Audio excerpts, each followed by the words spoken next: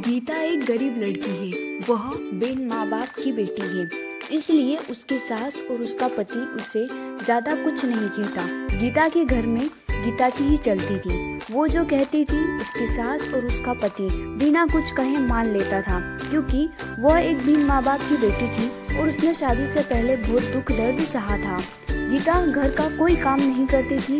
उसके घर का सारा काम उसका पति और उसकी सास करती थी और कुछ काम उसकी बेटी भी करती थी। गीता तो रोज अपना पर्स लेकर बाहर घूमने चली जाती थी। गीता को कोई कहता भी नहीं था कि वह इस तरह रोज बाहर न जाए या घर का काम करे। घर का काम उसका पति और उसकी सास कर लेती थी। लेकिन एक दिन उसके पति को उसकी सास ने कहा कि बेटा, गीता को ना रोको टोको, तो उसको समझाओ कि इस तरह रोज बाहर जाना सही नहीं होगा। हाँ, वो बाहर जा सकती है, पर वो अगर कभी कभार जाए तो ठीक है, लेकिन अगर वो इस तरह रोज बाहर जाएगी तो हमारे समाज के लोग क्या कहेंगे।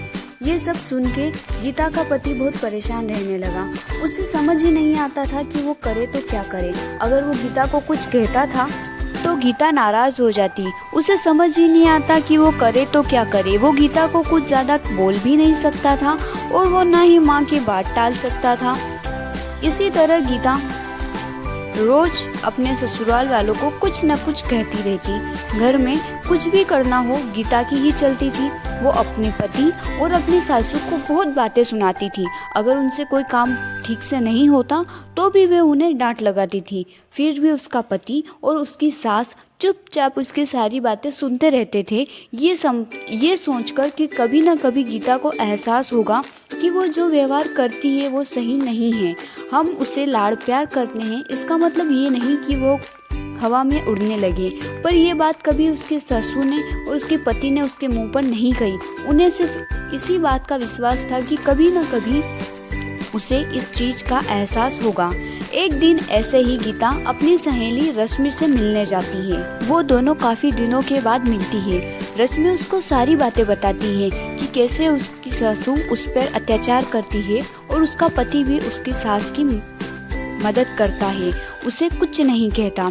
उसकी सास उसके पति को उसके खिलाफ भड़काती भी रहती है। वो चाहे कितना भी काम कर ले, कितनी भी अच्छी तरीके से घर की सारी साफ सफाई करे, सारा काम करे, फिर भी उसकी सासू उसमें नोकझोंक निकाली देती थी और उसका पति भी उसकी माँ का साथ देता था।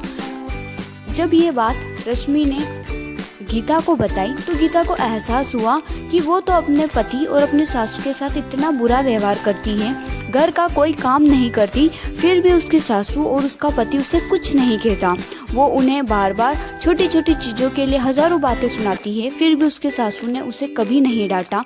ये सुनकर गीता को अपनी गलती का एहसास होता है और वह घर जाकर अपनी सासू के सामने रोने लगती है। उन्हें सब बात बताती है कि उसे उसकी गलती का एहसास हो गया है कि उसने कितना गलत किया।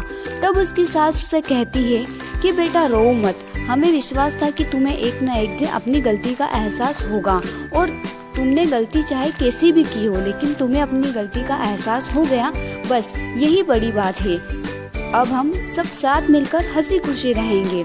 तुम बिल्कुल शौक मत मनाओ, क्योंकि हमें पूरा भरोसा था कि तुम एक अच्छी लड़की हो और तुम्हें एक न एक दिन अपनी गलती का एहसास जरूर होगा। इसके बाद गीता और उसका परिवार साथ मिलकर हंसी खुशी रहने लगा। वो सब मिलकर सारा काम करते और हंसी खुशी जीवन यापन करते। अगर आपको स्टोरी अच्छी लगी हो तो वीडियो को लाइक और चैनल को सब्सक्राइब जरूर करें। इसी